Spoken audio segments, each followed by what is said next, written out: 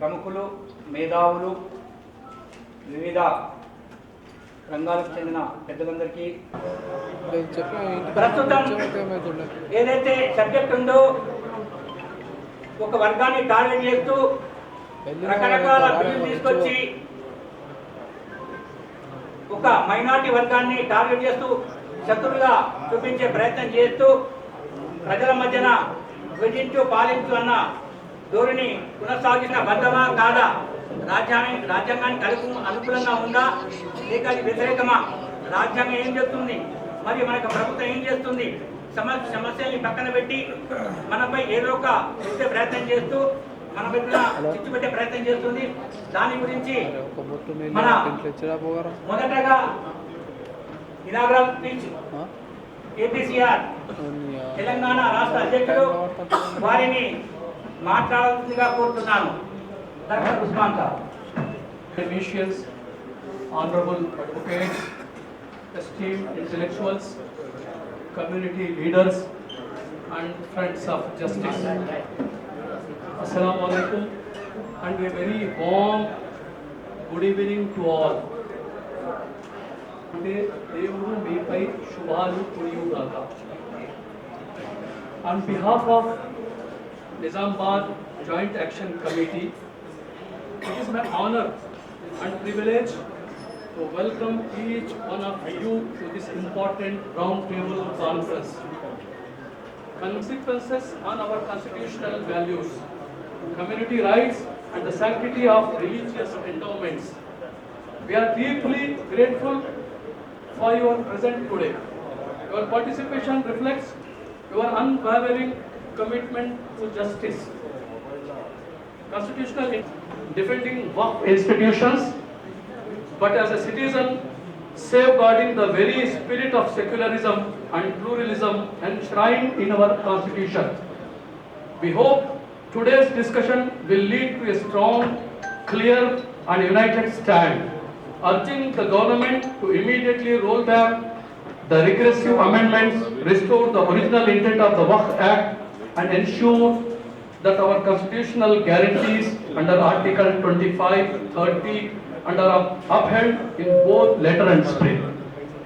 Let this conference be a step forward in building a broad-based, peaceful and legal movement to protect what is rightfully ours, our heritage, our rights, our dignity. ఈ చట్టం మన సముదాయ హక్కులను, మన ఆస్తుల పరిరక్షణను, మన భావి తరాల భవిష్యత్తును ప్రమాదంలో పెట్టే విధంగా ఉంది. ఇది కేవలం న్యాయపరమైన అంశం మాత్రమే కాదు, ఇది సామాజిక న్యాయం, మైనారిటీ హక్కుల పరిరక్షణ అనే అంశానికి సంబంధించినది. ఈ నేపథ్యంలో మనం శాంతియుతంగా, చట్టబద్ధంగా ప్రజలలో చైతన్యం కలిగిస్తూ ప్రభుత్వానికి మన అభిప్రాయాన్ని బలవంతంగా తెలియజేయాల్సిన అవసరం ఎంతైనా ఉంది. ఈ సమావేశం ద్వారా మనం మన అభిప్రాయాలను పంచుకోవాలి, కార్యాచరణ పూనుకోవాలి, ప్రజల్లో చైతన్యం కలిగించే కార్యక్రమాలు రూపకల్పన చేయాలి.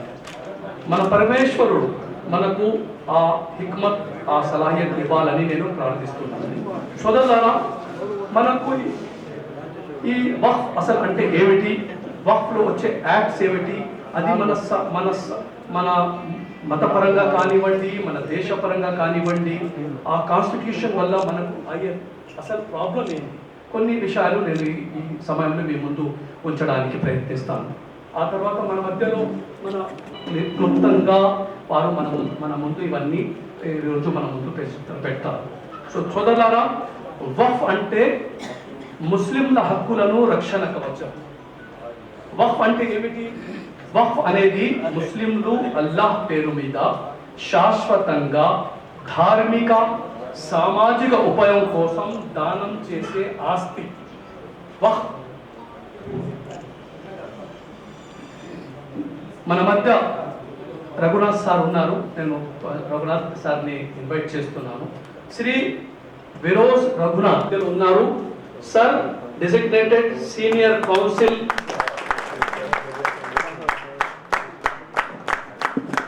సార్ డెసిగ్నేటెడ్ కి సరైన పరిహారం అందించడం కోసం కోర్టుల్లో పోట్లాడుతూ రాజ్యాంగబద్ధంగా పౌరులకు అందవలసిన ప్రాథమిక హక్కులను భంగం కలిగిన పునఃసందర్భాలను కూడా రఘునాథ్ సార్ తనకున్న రాజ్యాంగంపై ఉన్న పట్టుతో పౌరుల తరపున నిలిచి పోరాడే పౌర హక్కుల న్యాయవాది రఘునాథ్ సార్. దళిత మైనార్టీలను అక్రమ కేసుల్లో అరెస్ట్ చేసి నిర్బంధించిన ప్రతి సందర్భాలలో వారికి అండగా నిలిచి పోరాడే ప్రజా న్యాయవాది శ్రీ వి రఘునాథ్ సార్. ఇవే కాకుండా దళిత మైనార్టీ వెనుకబడిన వర్గాల నుంచి కొత్తగా న్యాయవాది వృత్తిలో ప్రవేశించే యువ న్యాయవాదులకు చట్టాలపై అవగాహన కల్పించడం కోసం ఎన్నో సెమినార్లు నిర్వహిస్తూ యువ న్యాయవాదులకు మార్గదర్శిగా నిలిచారు Shri V Raghunath sir. I welcome sir. సోదరులారా, వక్ఫ్ అంటే ఏమిటి? వక్ఫ్ అనేది ముస్లింలు అల్లాహ్ పేరు మీద శాశ్వతంగా ధార్మిక సామాజిక ఉపయోగం కోసం దానం చేసిన ఆస్తి. ఇది మసీదు, మద్రసా, ఖబరస్థాన్, దర్గా, పాఠశాల, హాస్పిటల్స్ ఇవన్నీ దీంట్లో కలిగి ఉన్నాయి. వక్ఫ్ ఆస్తి అల్లాహ్కు చెందుతుంది.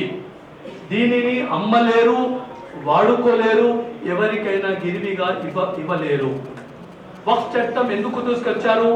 బ్రిటిష్ కాలం నుంచి వక్ఫ్ భూములలో ప్రభుత్వ ప్రైవేట్ అక్రమాల బారిన పడ్డాయి. అప్పుడు ముస్లిం ఆస్తుల రక్షణ కోసం ప్రభుత్వం 1954లో మొదటి వక్ఫ్ చట్టం తెచ్చింది. అలాగే కాంగ్రెస్ ప్రభుత్వం 2013లో కాంగ్రెస్ ప్రభుత్వమై ఈ చట్టాన్ని మరింత బలపరిచారు. వక్ఫ్ చట్టం యొక్క ముఖ్యాంశాలు ఏమిటి? ప్రతి రాష్ట్రంలో వక్ఫ్ బోర్డు ఏర్పాటు అవుతుంది.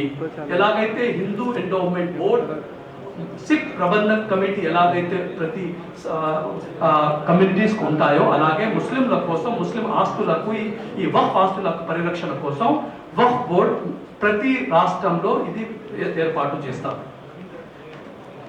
ప్రతి రాష్ట్రంలో వక్ఫ్, సో దానిలో డాక్యుమెంట్స్ లేనందుకు అది ఇప్పుడు దాని యొక్క ప్రాబ్లం ఇప్పుడు ఆ మసీద్ పైన రావచ్చు, ఆ దర్గా పైన రావచ్చు, ఆ యొక్క హాస్పిటల్ పైన రావచ్చు.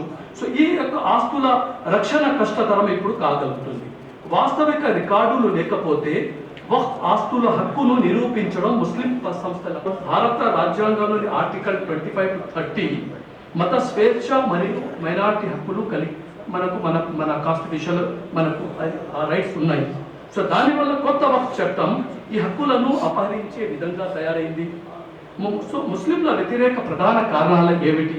5 కారణాలు ఇక్కడ నేను నోట్ చేశాను. ఫస్ట్, ఆస్తులపై హక్కులను కోల్పోవడం, మత స్వాతంత్ర్యంపై ముప్పు వాటిల్లింది, ప్రభుత్వం దురుద్దేశాలపై అనుమానం పెరిగిపోతుంది, రాజ్యాంగ వ్యతిరేక విధానాలు ఇప్పుడు అమలవుతుంది, న్యాయపరమైన రక్షణ లేకపోవడం. ఈ 5 మన ముందు ఈ అంశాలు మన ముందు ఉన్నాయి. సో సోదరులారా, సో ఈ రోజు ఇప్పుడు అసలు ఈ మూమెంట్ ఎక్కడైతే దేశవ్యాప్తంగా ఈ మూమెంట్ జరుగుతుందో దానికి అసలు కొన్ని పాయింట్స్ నేను ఇక్కడ నోట్ చేశాను. వక్ఫ్ చట్టానికి వ్యతిరేకంగా దేశవ్యాప్తంగా పెరుగుతున్న నిరసన ఇది కేవలం ముస్లింల సమస్య కాదు. ఇది రాజ్యాంగంపై దాడి. ప్రస్తుతం దేశమంతటా ముస్లింలు మాత్రమే కాదు, మత భేదాలు లేకుండా మన దేశంలో అన్ని ప్రజలు ఎవరైతే సెక్యులర్ మైండ్స్ ఎవరైతే ఉన్నాయో, ఈ దేశాన్ని కాపాడాలనుకునే ప్రతి వ్యక్తి ఈ రోజు మన ఈ వక్ఫ్ యాక్ట్ ను ఎవరైతే అంగీకరించడం లేదు. సో మత భేదాలు లేకుండా మన దేశంలోని అన్ని ప్రజలు, ముఖ్యంగా న్యాయవాదులు మరియు రాజ్యాంగ విలువలు సమ్మె హితచింతులు, న్యాయవాదులు, మత పెద్దలు మరియు పౌర సంఘాలు అందరూ కలిసి కొత్త వక్ఫ్ చట్టానికి వ్యతిరేకంగా మద్దతు పలుకుతున్నారు. ఇది ముస్లింలపై వ్యక్తిగతంగా జరుగుతున్న దాడి మాత్రమే కాదు, భారత రాజ్యాంగంపై ముసురుతున్న ముప్పు. వక్ఫ్ చట్టంలో తీసుకొచ్చిన మార్పులు భారత రాజ్యాంగంలోని ఆర్టికల్ 25 to 30 వరకు మత స్వేచ్ఛ, మైనారిటీ హక్కులపై నేరుగా దాడి జరుగుతుంది. మత సంస్థల స్వతంత్రతను, ఆస్తుల పరిరక్షణను, స్వయం పాలన హక్కును భంగం చేస్తున్న ఈ చట్టం దేశవ్యాప్తంగా ప్రజాస్వామ్య వ్యవస్థకు ఎదురు దెబ్బ అవుతుంది. ఎందుకు ప్రతి భారతీయుడి యొక్క సమస్య. ఇప్పుడు వక్ఫ్ రేపు మిగతా పరమైన మతపరమైన ఆస్తులు ఇది ఒక ప్రమాదకరమైన ఉదాహరణ. ఈ రోజు వక్ఫ్ బోర్డు మీద ఈ ప్రాబ్లం వస్తే రేపు సిక్ ప్రబంధన్ కమిటీ మీద రావచ్చు, హిందూ ఎండోమెంట్ బోర్డు మీద రావచ్చు. ప్రభుత్వ హస్తక్షేపం పెరుగుతుంటే ప్రజల హక్కులు తగ్గిపోతున్నాయి. ఇది డిక్టేటర్షిప్ తరపున మన భారతదేశం వెళ్తుంది. చట్టపరమైన రక్షణ లేకుండా కోర్టుల జోక్యం తగ్గించడమే అత్యంత ప్రమాదకరం. ఇది మైనారిటీలపై గమనించదగ్గ వివక్ష మార్గం వేస్తుంది. ముందస్తుగా తీసుకోవాల్సిన మన చర్యలు ఏమిటంటే చట్టాన్ని తక్షణమే ఉపహసించాలని డిమాండ్తో శాంతి మీద ఉన్నటువంటి వివిధ ప్రజా సంఘాలు, హక్కుల సంఘాలు, కార్మిక సంఘాలు, నాయకులు, సలాం వాలేకుం.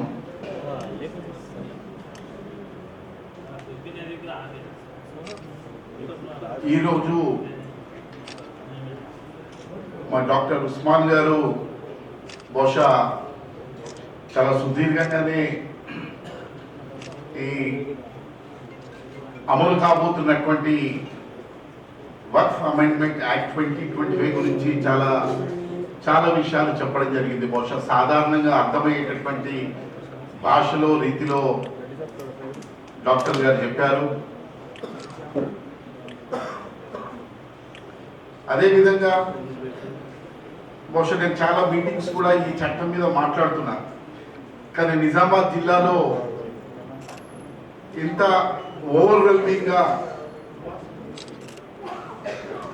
అన్ని రకాల భావజాలాలు ఉన్నటువంటి వ్యక్తులందరము ఒక దగ్గర కూర్చోవడం అనేటటువంటిది, దీన్ని బట్టి చాలా స్పష్టంగా చెప్పొచ్చు కేంద్ర ప్రభుత్వము ఈ 2025 చట్టాన్ని వెనక్కి తీసుకుంటుంది అనేటటువంటిది చాలా గర్వంగా చెప్పగలుగుతున్నాను. ఇది మత సామరస్యం అంటే. నిజామాబాద్ జిల్లా బహుశా నేను అనుకోవడము ఈ తెలంగాణ రాష్ట్రంలో మొత్తంగా ఒక ఆదర్శంగా నిలబడుతుందని, ఒక హిస్టారికల్ చరిత్రాత్మకమైనటువంటి ఈ సభ అవుతుందని చెప్పి నేను ఆశిస్తున్నాను. మిత్రులారా, మీరు చూసుంటారు గత కొంతకాలంగా ఈ 2025 అమెండ్మెంట్ యాక్ట్ మీద జరుగుతున్నటువంటి చర్చ, పార్లమెంట్లో జరిగేటటువంటి చర్చ కానీ, పార్లమెంట్లో వామపక్ష పార్టీలు, కాంగ్రెస్ పార్టీతో సహా మిగతా అనేక పార్టీలు చాలా విస్తృతంగా ఈ చట్టాన్ని ఎందుకు విత్డ్రా చేసుకోవాలి, ఈ చట్టము ఈ కొత్త 2025 యాక్ట్ ఏ రకంగా ఇది రాజ్యాంగ విరుద్ధము, ఏ రకంగా ఇది ప్రాథమిక హక్కులకు విరుద్ధం. ప్రాథమిక హక్కులు అనేటటువంటిది అది ఒక మౌలికమైనటువంటి హక్కులు భారత రాజ్యాంగంలో ప్రతి ఒక్క పౌరుడికి కల్పించినటువంటి. ఒకటి ముందుగా నేను ఈ చట్టం గురించి చెప్పే ముందు ఒకటి మనకు అర్థం కావాల్సింది ఏంటంటే, ఈ దేశంలో రాజ్యాంగంలో కల్పించినటువంటి హక్కులు, ఈ సంవిధానంలో కల్పించినటువంటి హక్కులు స్వతంత్ర భారతదేశ స్వతంత్ర పోరాటంలో అసూలు వాసినటువంటి అనేక మంది యొక్క ఆశయాలు, ఆస్పిరేషన్స్ ని స్వతంత్రం వచ్చిన తర్వాత వీటన్నిటినీ రాజ్యాంగంలో క్రోడీకరించబడ్డాయి. అవే ఈరోజు మన భారత రాజ్యాంగంలో ప్రాథమిక హక్కులు అని చెప్పి మనం మాట్లాడుకుంటుంటాం. చరిత్రలో ఎక్కడ కూడా ఏ పాలకులు ప్రజల మీద ప్రేమతో హక్కులు ఇవ్వలేదు. No ruler in this country has given the rights out of the love. ప్రజల మీద ప్రేమ ఉండి, అయ్యో ప్రజలకు హక్కులు ఇవ్వాలి, ప్రజలు సుఖంగా ఉండాలి, సమాజంలో సమానత్వం రావాలి అనేటటువంటి కోణంతో ఏ పాలకుడు కూడా హక్కులు ఇవ్వలేదు. ఆ బ్రిటిష్ రాజ్యం బ్రిటిష్ పరిపాలన నుంచి మొదలు పెడితే నిన్న మొన్నటి వరకు హక్కులు వచ్చినాయంటే హక్కులు రాజ్యాంగంలో రావచ్చు. ప్రజల పక్షాన ఉండే చట్టాలు కూడా ఎట్లా వచ్చినాయంటే అవి పోరాటాల ద్వారానే వచ్చినాయి, ప్రజల పోరాటాల ద్వారానే వచ్చినాయి. ప్రజలు పాలకులను వంచి ప్రజలు చేసినటువంటి పోరాటాలకు తప్పని పరిస్థితులలో చట్టాలు తీసుకొచ్చినటువంటి ఒక చరిత్ర మన భారతదేశంలోనే ఉంది. అవి కార్మిక చట్టాలు కావచ్చు, ప్రజల సంక్షేమ చట్టాలు కావచ్చు, భూ పోరాట చట్టాలు కావచ్చు. ఇవన్నిటి చట్టాల యొక్క చరిత్ర మనం చూస్తే ఆ కోణం నుంచి చూడాల్సింది తప్ప ఇంకా వేరే కోణం చూడాల్సింది. నిజంగా కూడా చట్టాలు ప్రజలకు ఉపయోగపడే విధంగా తీసుకురావాలి. ప్రజలకి యొక్క అవసరాలను, ప్రజల యొక్క ఆకాంక్షలు ఎప్పుడైతే డిమాండ్ రూపంలో, ఉదాహరణకి ఈ రెండు రాష్ట్రాలలో దళితుల మీద జరుగుతున్నటువంటి ఊచకోత, దళితుల మీద జరుగుతున్నటువంటి మారణ హోమము, కారం చెడు లాంటివి, చుండ్రులు లాంటివి సంఘటనలు జరిగిన తర్వాత మొత్తం దేశవ్యాప్తంగా జరిగినటువంటి పోరాటంతో వచ్చినటువంటి చట్టము SC/ST ప్రివెన్షన్ ఆఫ్ అట్రాసిటీస్ 1989. కాబట్టి ఏ చట్టమైనా కానీ ప్రజల ఆకాంక్షల నుంచి, ప్రజల యొక్క పోరాటాల స్ఫూర్తి నుంచి వచ్చినటువంటి ఒక చరిత్ర మనం చూడాల్సినటువంటి అవసరం ఉంది. కానీ చాలా విషాదకరమైనటువంటి విషయం ఏంటంటే గత 10 సంవత్సరాల నుంచి ఏ పాలకులైతే ప్రజలకు నిజంగా వాళ్ళ యొక్క అవసరాలు, వాళ్ళ యొక్క దైనందిన జీవితంలో కావాల్సినటువంటి చట్టాలు కాకుండా ఏ చట్టాలైతే అవసరం లేనటువంటి చట్టాలు, ఆ చట్టాలను తీసుకొచ్చేటటువంటి రూపకల్పన మొదలైంది. ఏ చట్టాలైతే హక్కులను కాలరాసేటటువంటి చట్టాలు వస్తున్నాయి, ఏ చట్టాలైతే కార్మికుల యొక్క హక్కులను మొత్తంగా కూడా విత్డ్రా చేసుకునేటటువంటి చట్టాలు వస్తున్నాయి. అన్ని రంగాలలో ఈరోజు అలాంటి చట్టాలను వేగవంతంగా, ఎలాంటి చర్చ జరగకుండా, ఎలాంటి డిబేట్ జరగకుండా పార్లమెంట్లో, ఈరోజు అసెంబ్లీలలో అలాంటి చట్టాలు వచ్చేటటువంటి ఒక నేపథ్యాన్ని మనం చూస్తున్నాం. చాలా చట్టాలు ఈ మధ్య కాలంలో దాదాపుగా 80లో 90లో పెద్ద ఎత్తున ఎమర్జెన్సీ తర్వాత మీరు ఒకవేళ గమనిస్తే అనేక చట్టాలు, ల్యాండ్ రిఫార్మ్స్ కావచ్చు, లేకపోతే అర్బన్ స్కిల్లింగ్ లాంటి చట్టాలు కానీ అనేక చట్టాలు, బెనిఫిషియల్ లెజిస్లేషన్స్ వచ్చినటువంటి ఒక చరిత్ర మనం చూసాం. ఈ చట్టాలను ఈ మధ్యకాలంలో అమెండ్మెంట్స్ పేరుతో అన్నిటినీ కూడా మొత్తంగా కూడా బెనిఫిషియల్ లెజిస్లేషన్స్ ఏవైతే ఉన్నాయో అవన్నిటిని కూడా వెనక్కి తీసుకునేటటువంటి ఒక ప్రయత్నం సాగుతూ ఉంది. అవి కార్మికులు కావచ్చు, పౌర హక్కులు కావచ్చు, ప్రజాస్వామిక హక్కులు కావచ్చు, మానవ హక్కులు కావచ్చు. ఉదాహరణకు ఈరోజు UAPA లాంటి డ్రకోనియన్ చట్టాలను వీటిని చాలా బలపరుస్తూ ఈరోజు మనము ఏదైనా విషయాన్ని మాట్లాడితే, ఒక పొలిటికల్ డిసెంట్ మాట్లాడినా కానీ ఈరోజు దాన్ని ఒక క్రిమినల్ కింద కేసులు పెట్టేటటువంటి చట్టాలను ఈరోజు ముందుకు తీసుకురావడం జరుగుతుంది మిత్రులారా. అయితే ఈరోజు మనకు ఒక కాంటెక్స్ట్, ఇది ఒక సందర్భం. ఈరోజు వక్ఫ్ అమెండ్మెంట్ 2025 యాక్ట్ తయారు చేసినటువంటిది కాదు, ఉన్నటువంటి చట్టంలో అనేక సవరణలు జరుగుతూ ఇప్పుడు ఇది ఒక అమెండ్మెంట్ ద్వారా 2025 కింద తీసుకురావడం జరుగుతుంది. అయితే ఈ చట్టాన్ని ఎందుకు ఈరోజు దేశవ్యాప్తంగా కూడా చర్చ జరుగుతుంది. మేధావులు, ప్రజాస్వామికవాదులు, ఇంటెలెక్చువల్స్, రీసెర్చ్ స్కాలర్స్, విద్యార్థులు, ముస్లిం కమ్యూనిటీలలో ఉండేటటువంటి మత పెద్దలు చర్చ జరుగుతూ ఉంది.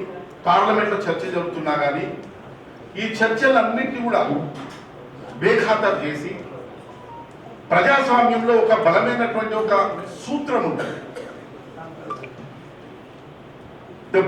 In democracy the democratic principle is that ప్రభుత్వాలు ఎప్పుడైనా ప్రజల నుంచి కానీ ప్రతిపక్షం నుంచి కానీ ఏదైనా ఒక అభ్యంతరం వచ్చినా, ఒక డైలాగ్ వచ్చినప్పుడు డైలాగ్ చేయాలి, ఒక విషయం మీద చర్చ జరపాలి, సామరస్యంగా వినాలి.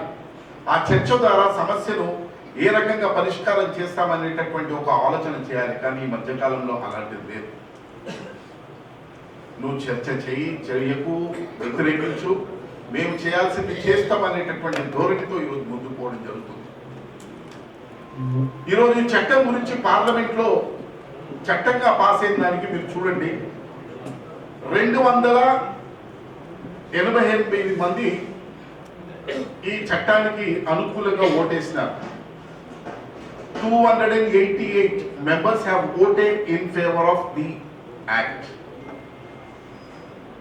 Against this act, 233 members have opposed. అంటే మీరు చూడండి, చాలా స్వల్పమైనటువంటి తేడా. 288 వేస్తే 233, అంటే ఈరోజు 233 మంది పార్లమెంటేరియన్స్ ఈరోజు ఈ యాక్ట్ వ్యతిరేకంగా ఉన్నారంటే నిజంగా ఇది ప్రజాస్వామ్యానికి విజయ సూచికగా మనం ఆలోచించాల్సినటువంటి విషయం. ఈ చట్టం వచ్చేదానికన్నా ముందు ఒకటి మనం ఆలోచించాల్సింది ఏంటంటే, ప్రధానంగా బీజేపీ పార్టీ కేంద్రంలో వచ్చిన తర్వాత మైనారిటీస్కి సంబంధించినటువంటి ప్రాథమిక హక్కులు ఆర్టికల్ 25 కానీ, ఆర్టికల్ 26 కానీ, ఆర్టికల్ 300 క్యాపిటల్ ఏ కానీ, వీటన్నిటిని చాలా సిస్టమాటిక్గా డైల్యూట్ చేస్తున్నటువంటి ఒక ప్రాసెస్ మనం చూడాలి. మీకు ఉదాహరణ చెప్తున్నాను, కేంద్రంలో మైనారిటీస్ కోసము ఉన్నటువంటి ప్రధానమైనటువంటి 5 స్కీములు. ఎందుకంటే Muslims, minorities have been treated as a socially, economically backward communities. వీళ్ళకి సంబంధించినటువంటి 5 ప్రధానమైనటువంటి స్కీములు. Maulana Azad national scholarship scheme withdraw చేసేసినారు. అదే రకంగా there is a scheme called providing monetary benefits to the madrasa minority institutions. అది విత్డ్రా చేసేస్తారు. లీగల్ ఫ్రీ ఎడ్యుకేషనల్ లోన్స్ అవి విత్డ్రా చేసినారు. దాదాపుగా 5 ప్రధానమైనటువంటివి వేల కోట్లతో ఉన్నటువంటి ఈ స్కీమ్స్ ఈరోజు ముస్లిం మైనారిటీ బిడ్డలకి విద్యాపరంగా మొత్తంగా కూడా ఈ స్కీమ్స్ ని విత్డ్రా చేయడం అనేటటువంటిది జరిగింది. ఈరోజు ఒక అమెండ్మెంట్ యాక్ట్ ను ఒక్కసారి మనం చూడక సుదీర్ఘమైనటువంటి ఒక ప్రయాణం చూడండి. ఏ రకంగా systematically the minorities rights are being discriminated, the minorities rights are being slowly withdrawn. రెండో అంశానికి వస్తే మైనారిటీస్, మినిస్ట్రీ ఆఫ్ మైనారిటీస్ కేటాయించినటువంటి బడ్జెట్ 20% ఆఫ్ ది బడ్జెట్ ని కూడా ఖర్చు చేయనటువంటి ఒక పరిస్థితి మీకు కనపడుతుంది చూడడానికి. We have allotted minorities some 3,500 crores, but when it comes to the expenditure, there is not less than 20%. ఇది బడ్జెట్, ఇది ఎడ్యుకేషన్ సంబంధించింది కానీ ఇంకా వేరే ఆస్పెక్ట్స్లలో బడ్జెట్ కేటాయి. మూడో అంశము, ఈ మధ్యకాలంలో వాళ్ళకు బడ్జెట్ కూడా కేటాయించకుండా పూర్తిగా అలొకేషన్ ఆఫ్ బడ్జెట్ కూడా మైనారిటీ అప్లిఫ్ట్మెంట్ ఆఫ్ ఎడ్యుకేషన్ అది కూడా పూర్తిగా తగ్గించేసిన. ఇట్లా సిస్టమాటికల్లీ, ఎందుకంటే భారత రాజ్యాంగంలో సంవిధానంలో we say that we the people of India, మేము భారత ప్రజలము, constitute India into a sovereign, socialistic, secular, democratic and republic. ఒక సెక్యులర్ అనేటటువంటిది ఒక basic structure of the Indian constitution. లౌకికవాదం అనేటటువంటిది ఎంత బేసిక్ స్ట్రక్చరో అందులో అన్ని మత సామరస్యంతో అన్ని మతాలకి సరైనటువంటి ఒక ప్రాధాన్యత ఇవ్వాలనేటటువంటిది భారత రాజ్యాంగంలో ఏ పాలకులైనా పాటించాల్సినటువంటి విషయం. ఈరోజు చాలా ఆశ్చర్యపోతారు ఈ చట్టంలో. ఎందుకు చాలా మంది బహుశా అర్థం కాకపోవచ్చు, ఇదొక చిన్న యాక్టే కదా, ఎందుకు ఇంత పెద్ద ఎత్తున ఆందోళన జరుగుతుంది. ఇంకొక విషయం మీకు చెప్పదలుచుకున్నా, ఈరోజు ఒక వారం 10 రోజుల క్రితం సుప్రీంకోర్టులో పార్లమెంట్లో చేయాల్సినటువంటి ప్రయత్నాలు అన్ని చేసినప్పటికీ బిల్ పాస్ కాగానే సుప్రీంకోర్టులో పబ్లిక్ ఇంట్రెస్ట్ లా పిటిషన్స్ అనేక సంఘాలు ఫైల్ చేసినాయి. అనేక సంఘాలలో ఎంఐఎం ఫైల్ చేసింది, అనేక మిగతా మహారాష్ట్ర, బీహార్ నుంచి అనేక మంది ఫైల్ చేస్తూ ప్రధానంగా కూడా సుప్రీంకోర్టులో ఎట్లా ఇది రాజ్యాంగ విరుద్ధము, ఎట్లా ఇది ప్రాథమిక హక్కులకు విరుద్ధం అని చెప్పి ఏపీసీఆర్ కూడా సుప్రీంకోర్టులో ఈ అమెండ్మెంట్ యాక్ట్ని ఛాలెంజ్ చేయడం జరిగింది. అయితే మొట్టమొదటిగా ఒక 10-15 రోజుల క్రితం వచ్చినప్పుడు జడ్జిలు కొన్ని చాలా ఆసక్తికరమైనటువంటి ప్రశ్నలు వేసినారు. అందులో ఒక ప్రశ్న మీకు చెప్పి నేను చట్టంలో ఉండేటటువంటి ఎందుకు మనము వ్యతిరేకించాలి, ఎందుకు ఈ చట్టం అప్రజాస్వామికం అని చెప్పి మాట్లాడుకోవడం చాలా సులభంగా ఉంది. జడ్జి గారు జస్టిస్ కన్నా మొన్ననే రిటైర్డ్ అయ్యారు. బిఫోర్ హిస్ రిటైర్మెంట్ అతను ఇది ఫస్ట్ టైం బెంచ్ మీద రాగానే అడిగినాడు, చూడబ్బా మీరు ఇప్పుడు పెట్టినటువంటి వక్ఫ్ బోర్డులో నాన్ ముస్లిమ్స్ ని కూడా మెంబర్స్ గా పెట్టొచ్చు, నామినేట్ చేయొచ్చు అనేటటువంటి ఒక నియమ నిబంధనలు తీసుకొచ్చినారు కదా, మరి అదే హిందూ మత సంస్థలలో for example Tirumala Tirupati Devasthanam are ఇంకెవరైనా యాదగిరి గుట్ట, శ్రీశైలం, ఏదైనా ఈ బోర్డులలో can you allow the non Hindus to be the members of that temple? ఈ ప్రశ్నకి జవాబు చెప్తే, ఎందుకంటే భారత రాజ్యాంగంలో ప్రధానమైన సూత్రం ఏంటంటే డిస్క్రిమినేషన్ ఉండకూడదు, అంటే వైరుధ్యం ఉండవు. నువ్వు ఉంటే ప్రతిదీ రూల్ ఆఫ్ లా అప్లై చేయాలి, నువ్వు నీకొక నీతి నాకొక నీతి అనేటటువంటిది ఉండకూడదు. ఆ ప్రశ్నకు జవాబు లేకుండా. ఇంకొకటి ఆస్పెక్టు, సహజ సిద్ధమైనటువంటి ప్రాపర్టీ రైట్స్లలో నాకొక ప్రాపర్టీ, నాకొక ఈ పెన్ను ఉంది ఉదాహరణకు, నాకు నచ్చితే నేను ఎవరికైనా ఇచ్చుకోవచ్చు. I have a property before my death, I can give it to anybody. Self acquired property నేను ఎవరికైనా ఇచ్చుకోవచ్చు, నా కొడుకైనా ఇవ్వచ్చు, కూతురికైనా ఇవ్వచ్చు, లేకపోతే I can give any trust. నాకు నచ్చితే ఎవరికైనా ఒక మంచి కార్యక్రమం చేస్తున్నారు అంటే వాళ్ళకి ఇవ్వచ్చు. కానీ ఈసారి ఇందులో నియమం పెట్టింది ఏంటంటే non Muslim cannot give a waqf. ఈరోజు ఏ స్థాయి ఎక్కడ ఉన్నాం మనం? ఈరోజు న్యాయంలో, న్యాయ సూత్రాలలో ఎంతో చాలా అడ్వాన్స్గా ఉన్నటువంటి మనము ఈరోజు నువ్వు ఇవ్వకూడదు, ఓన్లీ ముస్లిమే ఇవ్వగలగాలి, అది కూడా ముస్లిం 5 years ముస్లిం ప్రాక్టీస్ చేస్తున్నటువంటి వ్యక్తి ఇవ్వాలనేటటువంటి సూత్రం తేవడం అంటే ఈ ప్రశ్నకు జవాబు లేదు. ఏ న్యాయ సూత్రాలు కూడా దీన్ని సమర్థించవు, న్యాయబద్ధంగా చెప్పవు. కోర్టు ఆ రోజు ఇంట్రీమ్ ఆర్డర్ ఇచ్చే ముందు, ఇంట్రీమ్ ఆర్డర్ అంటే తాత్కాలికంగా నేను దీన్ని ఈ చట్టాన్ని మీరు అమలు చేయడానికి వీలు లేదని చెప్పి ఒక ఆర్డర్ రాయబోతారు. ఆ ఆర్డర్ రాసే ముందు ప్రభుత్వం వైపు ఉన్నటువంటి సాలిసిటర్ జనరల్ మాకు కొద్దిగా టైం ఇవ్వండి, మేము అన్నీ మళ్ళీ ఒకసారి వస్తామంటే ఆర్డర్ ఇవ్వకుండా కానీ ఓవరాల్ ఒక మాట చెప్పి మళ్ళీ బహుశా రేపటి పడింది, రేపు వస్తుంది.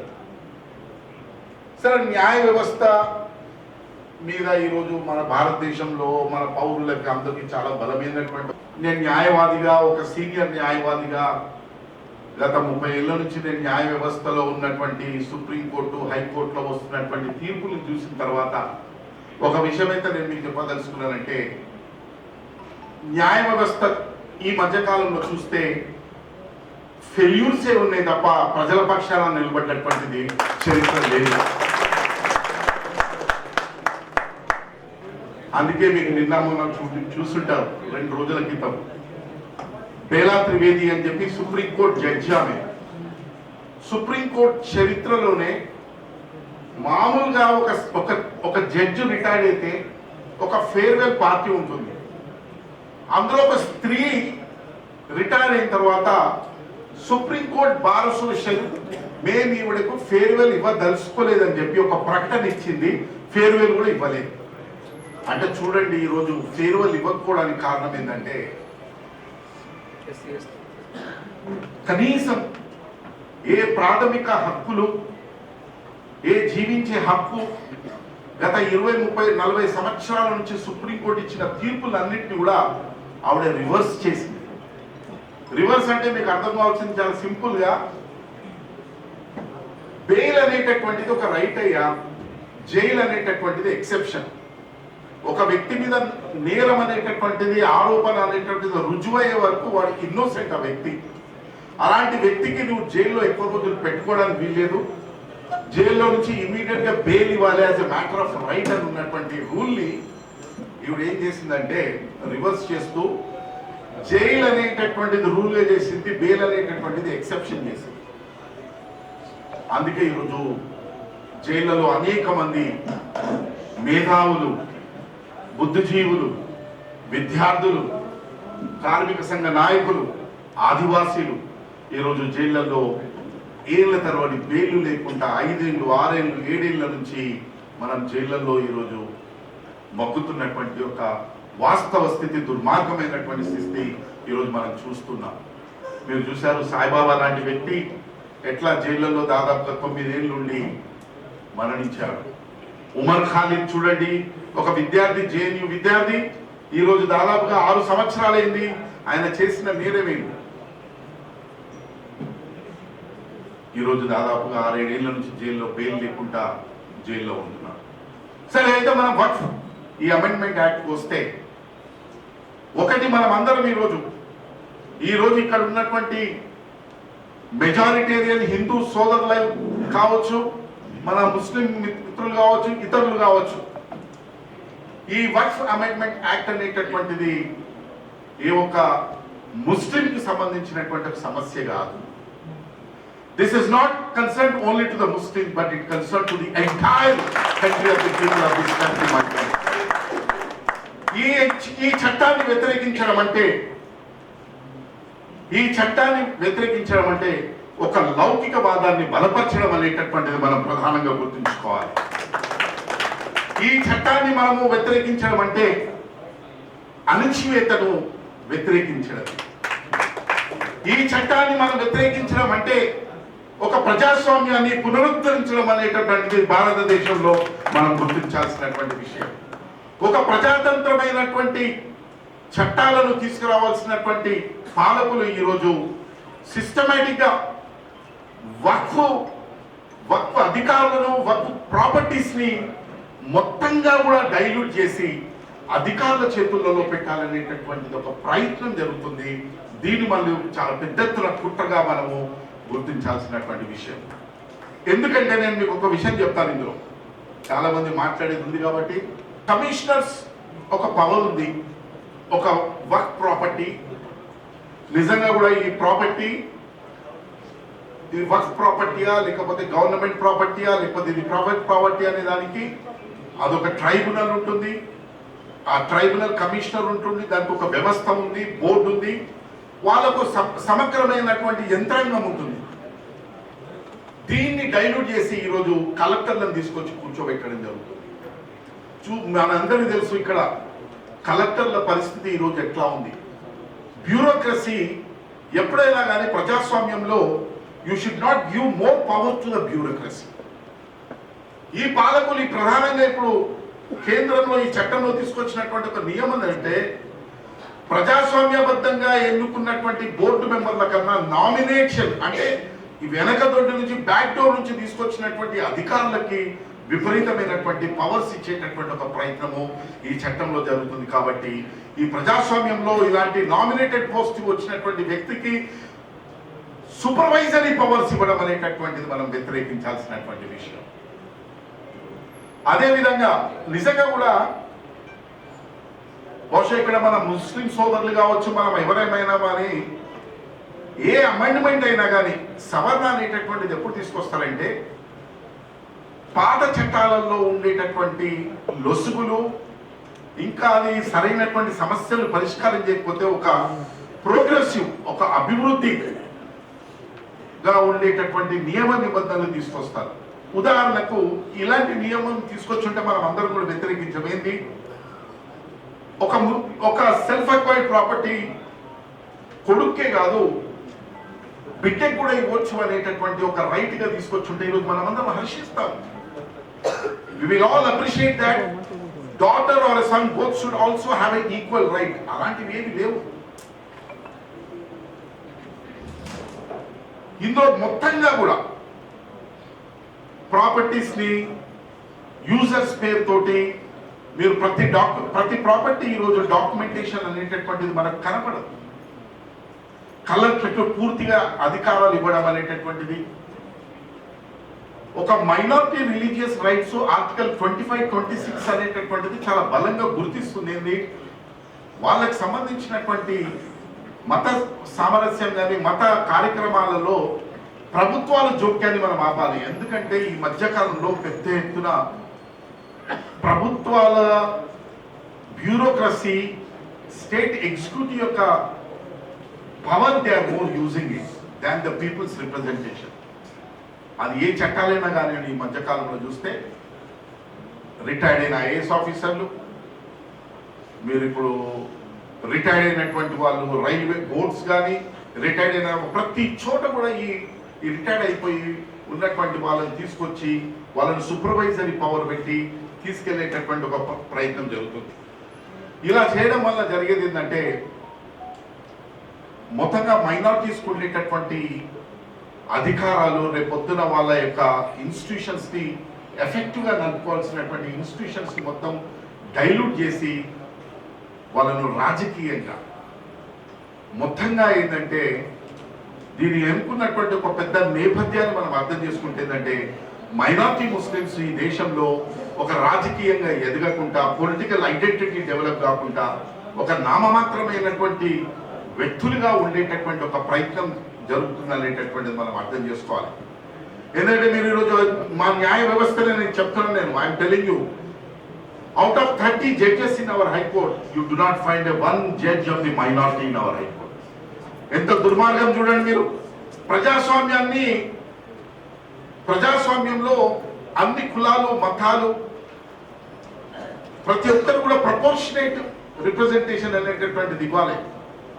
ఈరోజు ఇంత పెద్ద తెలంగాణ హైకోర్టులో you don't find one minority judge who has been elevated to the high court అంటే ఇది ఇంతకన్నా సిగ్గుచేటు ఏమి లేదు. అనేక సందర్భాలలో నేను ప్రెసిడెంట్ గా ఉన్నప్పుడు కూడా మాట్లాడినా, the beauty of the democracy is that you should appoint the judges from the SC ST BC minorities అని చెప్పి పదే పదే చెప్పినప్పటికీ కూడా ఇప్పటి వరకు కూడా ఎలాంటి మైనారిటీస్ నుంచి కానీ దళిత సెక్షన్ నుంచి కానీ ప్రపోర్షనేట్ అపాయింట్మెంట్స్ ఎక్కడ కూడా జరగలేదు.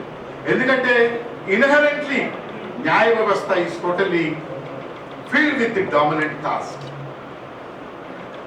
బ్రాహ్మణికల్ హిందుత్వ ఉన్నటువంటి జడ్జెస్ ఈరోజు పెద్ద ఎత్తున వాళ్ళే ఉన్నారు కాబట్టి వాళ్ళకి దళిత వర్గాల నుంచి పేద వర్గాల నుంచి జడ్జెస్ ని అపాయింట్ చేయాలనేటటువంటి ఒక సోయి కూడా లేదు. సరే, ఇంత దారుణంగా ఉన్నటువంటి పరిస్థితులలో కూడా ఈరోజు ఈ యాక్ట్ లో ఉన్నటువంటి ఏ కనీసం వెరీ ప్రోగ్రెసివ్ నియమ నిబంధనలు కూడా ఎలాంటివి లేదు. దీనివల్ల ఏమవుతుందంటే ల్యాండ్స్ అక్వైర్ చేసుకునేటటువంటి ఒక రైట్ ఈరోజు ప్రభుత్వానికి వస్తుంది. They can acquire the land even without giving any compensation. ఎన్నో ఏళ్ల నుంచి ఉన్నటువంటి ఈ భూములకి, అన్ని భూములకి ఈరోజు నీకు డాక్యుమెంట్స్ ఉండవు, నీకు ఎక్కడ సేల్ డీడ్స్ ఉండవు. కాబట్టి ఇలాంటి డాక్యుమెంట్లు లేదు కాబట్టి వీటిని మేము ప్రభుత్వ భూముల కింద తీసుకుంటాము, ఇవి ప్రాజెక్టుల పేరుతోటో లేకపోతే ఇంకో పేరుతోటో లేకపోతే రేపొద్దున అవసరమైతే ఇథనాల్ లాంటి కంపెనీలు మీ నిజామాబాద్ లో కూడా 10 ఇథనాల్ కంపెనీలు వచ్చేస్తాయి, లేకపోతే ఇంకొక కంపెనీలు వచ్చేసి వీటికి ఇచ్చేసేటటువంటి ఒక ప్రమాదం ఉంది. కాబట్టి ఈరోజు చివరిగా నేను చెప్పేది ఏంటంటే ఒక ప్రజాస్వామిక వాదులుగా ఈరోజు న్యాయ వ్యవస్థ మీద మనము రేపు వచ్చే న్యాయ వ్యవస్థ మనకు తీర్పు వస్తుందని చెప్పి ఎలాంటి మీరు గొప్ప ఆశలు కానీ నమ్మకాలు పెట్టుకొని మనము ఉద్యమం చేయకుండా మనము ఖాళీగా ఉండాల్సినటువంటి ఒక పరిస్థితి రాకూడదు. చరిత్రలో ఎప్పుడైనా కానీ మీరు ఇక్కడ చాలా సీనియర్లు ఉన్నారు, చరిత్రలో ఎప్పుడైనా కానీ సుప్రీంకోర్టు అయినా హైకోర్టులో ఉన్నటువంటి జడ్జిలు బయట ఎప్పుడైతే ప్రజా ఉద్యమాలు ఉంటాయో, బయట ఎప్పుడైతే ప్రజలు బలంగా ఉద్యమిస్తుంటారో, ఉద్యమించినప్పుడే తీర్పులు ప్రజలకు అనుకూలంగా వచ్చినటువంటి ఒక చరిత్ర ఉంది. కాబట్టి ఇందులో ఏదో కోర్టు రేపో ఎల్లుండో మనకు తీర్పు ఇస్తుందని చెప్పి మీరు అలా అనుకోవద్దు. మనమందరం పెద్ద ఎత్తున శాంతియుతంగా పెద్ద ఎత్తున ప్రొటెస్ట్ రూపాలు తీసుకోవాలి. ఈ వక్ఫ్ అమెండ్మెంట్ యాక్ట్ అనేటటువంటిది ఒక ప్రజాస్వామికమైన యాక్ట్ అని చెప్పాలి. అదే రకంగా ఇది పూర్తిగా ప్రాథమిక హక్కులు ఆర్టికల్ 14, 15, 21, 29, 32 అనేటటువంటి ప్రాథమిక హక్కులకు ఇది విరుద్ధం అనేటటువంటిది చెప్తూ, ఇది ఏదో ఒక ముస్లింలకు సంబంధించింది కాదు, ఇది ఒక పెద్ద ఎత్తున ఒక అన్యాయాల మధ్య పోరాటం అనేటటువంటిది మనం అందరం చెప్తూ ఈ అవకాశం ఇచ్చినటువంటి మా బాధ్యులకు కృతజ్ఞతలు తెలుపుతూ నేను ముగిస్తున్నాను. అధ్యక్షులుగా ఉంటూ ఉన్నాను. నా పేరు రెవరెండ్ బి జకరి ఆనంద్. మరి నాతో పాటు సీనియర్ దైవ సేవకులు కూడా జోసెఫ్ గారు, అరుణ్ గారు, అలాగే జాన్ సామేల్ గారు, సన్నీ గారు, ఈ విధంగా చాలా మంది మేము సభ్యులుగా వచ్చాము. చాలా చక్కని విషయాలు, ముఖ్యంగా వక్ఫ్ బోర్డుకు సంబంధించిన వివరణ మేము ఈ రోజు క్లారిటీగా తెలుసుకున్నాం. నిజం చెప్పాలంటే సార్ చెప్తూ వక్ఫ్ బోర్డు అంటే ఏంటి అనేది చెప్పినప్పుడు మాకు చాలా సంతోషం అనిపించింది. నిజంగానే హృదయపూర్వకంగా దేవుని కొరకు ఇచ్చినటువంటి ఆస్తులు దేవునికే సంబంధించినవై ఉండాలి. ఎలాంటి ప్రభుత్వ అధికారాలు ఉండటానికి వీలేదు. ఎందుకంటే మన దేశం లౌకిక రాజ్యం. అవునంటారా కాదంటారు? లౌకిక రాజ్యంలో మనకు హక్కులు ఉన్నాయి. ఈ హక్కులను అది మతపరమైన హక్కులు అవ్వచ్చు, జాతిపరమైన హక్కులు అవ్వచ్చు, కులపరమైనటువంటి హక్కులు అవ్వచ్చు, ప్రతి హక్కుని ఉపయోగించుకునే బాధ్యత మన మీద ఉన్నది అని చెప్పడంలో ఏ మాత్రం సందేహం లేదు. కనుక ఇటువంటి హక్కులను హరించే బాధ్యత ఎవరికి లేదు. దానిని మనం నిర్వర్తించుకోవాల్సిన బాధ్యత మన మీద ఉన్నది. ముఖ్యంగా ప్రభుత్వాలు ప్రజల యొక్క మంచి కొరకు, లేకపోతే ప్రజల యొక్క బాగు కొరకు, ప్రజల యొక్క క్షేమం కొరకు ఏమైనా జోక్యం చేసుకోవాలి. కానీ మతపరమైన వీటన్నిటి విషయంలో జోక్యం చేసుకుని మరి వాటిని అంటే దేవుని కొరకు ప్రేమపూర్వకంగా ఇచ్చినటువంటి ఆస్తుల్ని వెనక తీసుకోవడం అనేది ఖచ్చితంగా క్రైస్తవ సంఘాల పక్షమున, జిల్లా పక్షమున మేము ఖండిస్తున్నాము. మనం అందరం ఖండించాల్సిన బాధ్యత మన మీద ఉన్నది. సార్ చెప్పినట్లుగా అంటే ప్రజల నుండి వచ్చినటువంటి ఉద్యమంతోనే ప్రతి చట్టము నిరూపించబడింది. అలాగే మనం అందరం కలిసి అందరికీ న్యాయం జరిగేటట్లుగా రానున్న దినాల్లో ఏ ఉద్యమంలోనైనా మేమందరం పొందుతాం, సహకరిస్తామని చెప్పడానికి నేను గర్విస్తున్నా. Thank you so much. కార్యక్రమం ఏర్పాటు చేసిన Muslim personal law board JAC గారికి ప్రత్యేక ధన్యవాదాలు తెలియజేసుకుంటూ, అలాగే రఘునాథ్ సార్ కూడా ధన్యవాదాలు తెలియజేసుకుంటూ, సమస్య పెద్దది చిన్నదని కాదు, సమస్యను సృష్టించడం, దాన్ని బట్టి మనం దింపడం, ఇది ప్రభుత్వం యొక్క ఎజెండా. వాళ్ళు ఎజెండాను సృష్టిస్తున్నారు, ఆ ఎజెండా చుట్టూగా మనం తిరుగుతూ ఉన్నాం. ముఖ్యంగా ఈ దేశం సెక్యులర్ దేశం ఉండాలని కోరుకున్న కాంగ్రెస్ పార్టీలో ఉన్నందుకు గర్వపడుతూ వక్ఫ్ అమెండ్మెంట్ బిల్ లేదా త్రిపుల్ తలాక్ ఇతర ఏ అంశం తీసుకున్నా కానీ మెజారిటీ అయిన హిందువులకు దీంతో హిందువులకు ఏదో లాభం జరుగుతున్నదని ఒక భ్రమ కల్పించి, ముస్లింస్ ని మేము దబాయిస్తున్నామని భ్రమ కల్పించి ఓట్లు తీసుకునే ఎజెండా ఇది మేజర్గా डिटेल और इन डेप्थ स्टडी होना इसके ऊपर, क्योंकि ये जो बिल आ रहे त्रिपुल तलाक होंगे, वक्फ अमेंडमेंट एक्ट होंगे, इससे मेजॉरिटी इन लोगों को क्या फायदा होता?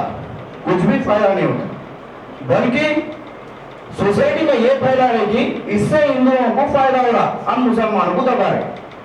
लिहाजा ये चीज को मद्देनजर रखते हुए इंडिपेंडेंस के जब से देखे गए तो 1925 में आरएसएस बने जब से फ्रीडम मूवमेंट में उनका कोई रोल नहीं था, उनका कोई रोल नहीं था। और 2002 तक इस देश के झंडा को लोग एक्सेप्ट नहीं करे, ఈ దేశంలో ఒక జెండాను 2002 వరకు యాక్సెప్ట్ చేయలేదు వాళ్ళు. ఆర్ఎస్ఎస్ హెడ్ క్వార్టర్ కానీ ఆర్ఎస్ఎస్ సంబంధించిన అనుబంధ సంస్థలు కానీ ఈ దేశంలో ఒక జెండాను యాక్సెప్ట్ చేయలేదు. అయినా కానీ ఈ దేశాన్ని వాళ్ళు రూల్ చేస్తున్నారంటే कारण ఏంటి? रीजन क्या है? अच्छे लोग पॉलिटिक्स में नहीं आते, पॉलिटिक्स हमारा काम नहीं है, सोसाइटी को अच्छा करना हमारा काम नहीं है। जब तक अच्छे लोग बन के सोसाइटी को हिंदुओं में हिंदू, मुसलमानों के उसमें एग्जैक्टली कोऑर्डिनेशन हर मजहब में, क्रिश्चियन, सिख, अपन मुशायरा लगाए, कवि सम्मेलन लगाए, तो ऐसा चीज एस्टैब्लिश करो कि जिससे भाईचारे की पैदा हो, कम्युनिकेशन डेवलप हो in between the communities, Hindus और मुस्लिम्स के बीच में होंगे, क्रिश्चियंस में होंगे, सिख के बीच में होंगे, कम्युनिकेशन पैदा कर। अमेंडमेंट के बारे में जितना भी प्रॉब्लम्स है साहब बताया रघुनाथ साहब, उसके ऊपर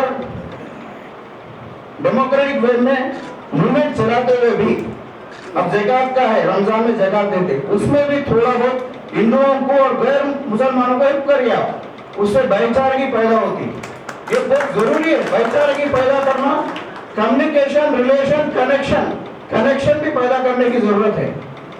क्योंकि बीजेपी का एक ही एजेंडा है, नोटबंदी करता, लाइन में डाला कर देता, वो एक एजेंडा दे दिया, और एक बिल लाता, वो एक एजेंडा लगा देता, हजारों रुपए खर्च करते, राहुल गांधी साहब के ऊपर ट्रोल करते रहते, कांग्रेस वालों के ऊपर ट्रोल करते रहते, उन्हें कोई चीज पर मैसेज देते रहते, ये ट्रोल करते रहते। ये तमाम चीजों को एजुकेट करना, अवेयरनेस लाना सोसाइटी में बहुत इंपॉर्टेंट है। और वक्फ बोर्ड से मुसलमानों को नुकसान है, दूसरे कम्युनिटी को फायदा नहीं है। ऐसे एक्ट से जिससे भी फायदा नहीं है, ये एक्ट को ऐसे मीटिंग में हिंदुओं को भी 100% मालूम होता है कि, वरना ऐसा होगा कि वक्त अमेंडमेंट बिल में मीटिंग में गए, अरे इन हिंदुओं का खिलाफ, कई का खिलाफ, रोज हर सैटरडे 6 मंदिर जाता मैं कांग्रेस पार्टी में, हनुमान 40 5 टाइम पढ़ता मैं। हिंदू कांग्रेस पार्टी को हिंदुओं को या बीजेपी को हिंदुओं को मजहब से क्या वास्ता? Political is a movement, public को काम करने के लिए। इस चीज को हाई स्कूल लेवल से लेके हर मजहब वाले एमसीसी में ज्वाइन हो, जेएमसीसी में ज्वाइन हो के, और लैंग्वेजेस, लोकल लैंग्वेज, वो तेलुगु रहने दो, कन्नड़ रहने दो, कोई भी रहने दो, लैंग्वेज भी सीखे। लैंग्वेज बैरियर होता है, बहुत अच्छा कनेक्शन क्रिएट करता है। ये चीजों को वक्फ बोर्ड से रुकने वाला नहीं है, या ट्रिब्यूनल तलाक से रुकने वाला नहीं है।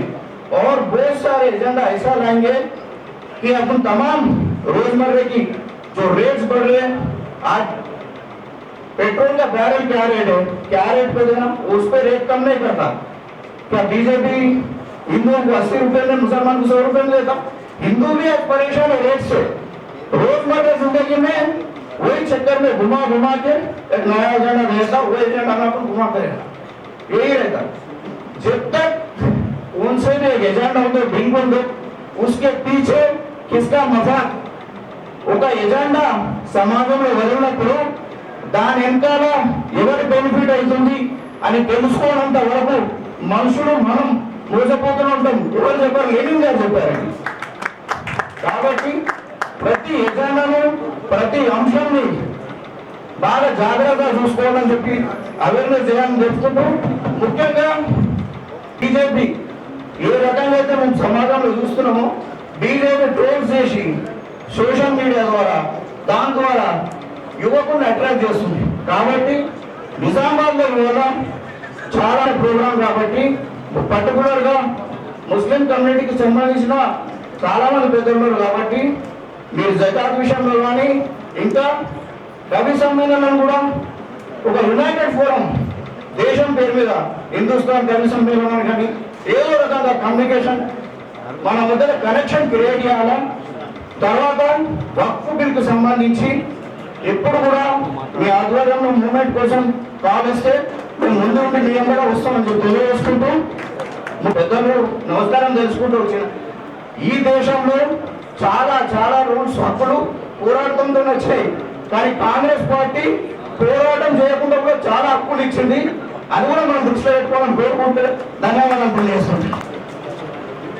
आप सबका यहाँ जमा होना इस बात की उम्मीद दिलाता है कि जब कभी हमारे इस प्यारे मुल्क हिंदुस्तान को जिस पटरी पे इस मुल्क के आज़ाद करवाने वालों ने छोड़ा था, चाहे वो गांधी जी हों, चाहे वो बाबा साहेब अम्बेडकर हों, चाहे वो मौलाना अबुल कलाम आज़ाद हों, चाहे वो मौलाना हुसैन अहमद मदनी हों, चाहे वो भगत सिंह हो, इन लोगों ने जो उसूल, जो ज़ाब्ते और जो सिद्धांत हमें इस मुल्क के लिए दिए थे, जो कोई भी इस मुल्क को उस पटरी से हटाने की कोशिश करेगा, आज निजामाबाद का ये गुलदस्ता बता रहा है कि हम उसे कभी इसकी इजाजत नहीं देंगे।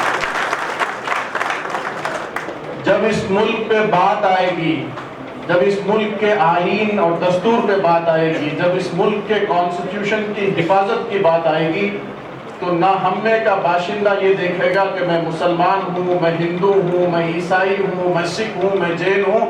ये सब चीजें बाद में होंगी। वो कहेगा कि मैं सबसे पहले इस मुल्क के कॉन्स्टिट्यूशन का रखवाला हूँ। मैं सलाम करता हूँ आप हजरात के इस इत्तेहाद को, इस मोहब्बत को, यहाँ जमा होने को, और उम्मीद करता हूँ कि हमारा जो प्रोग्राम 30 मई को होने वाला है all India Muslim personal board का, उस प्रोग्राम के अंदर भी जहाँ मुसलमान शरीक हो रहे हैं, वही मेरी ख्वाहिश है कि बरादरान वतन में से भी बड़ी तादाद के अंदर लोग आए और शरीक हों।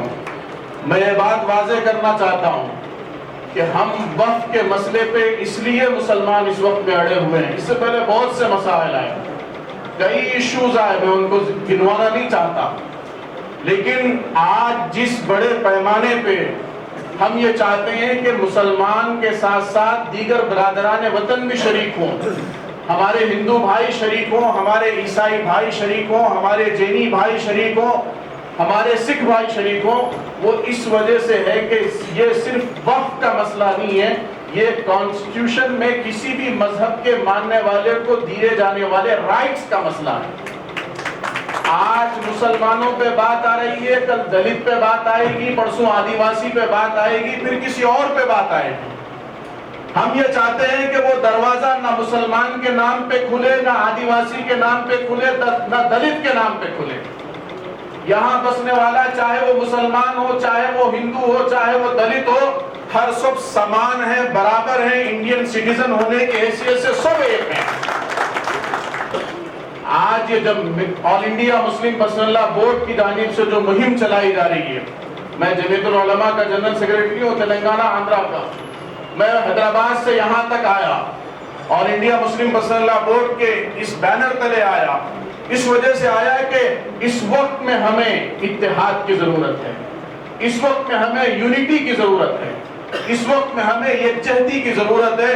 हम अपने मसालिक को, अपनी जमातों को, अपनी तंजीमों को थोड़ी देर के लिए पीछे छोड़ के एक ऐसे प्लेटफॉर्म पे जमा हो रहे हैं जहां से हम इस मुल्क के कॉन्स्टिट्यूशन की हिफाजत का अहद लेंगे, इस मुल्क के अंदर हर बाशिंदे को दिए जाने वाले राइट्स की हिफाजत का अहद लेंगे।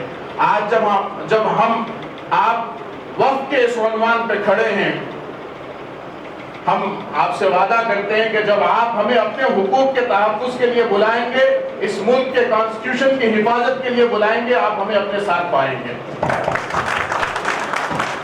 मैं शुक्रगुजार हूँ निजामाबाद के जिम्मेदारों का कि माशाल्लाह बहुत ही खूबसूरत अंदाज में आप हजरात ने इस प्रोग्राम का इनेकाद किया। मुख्तलिफ लोगों के इजहार ख्याल भी मैं सुन रहा था।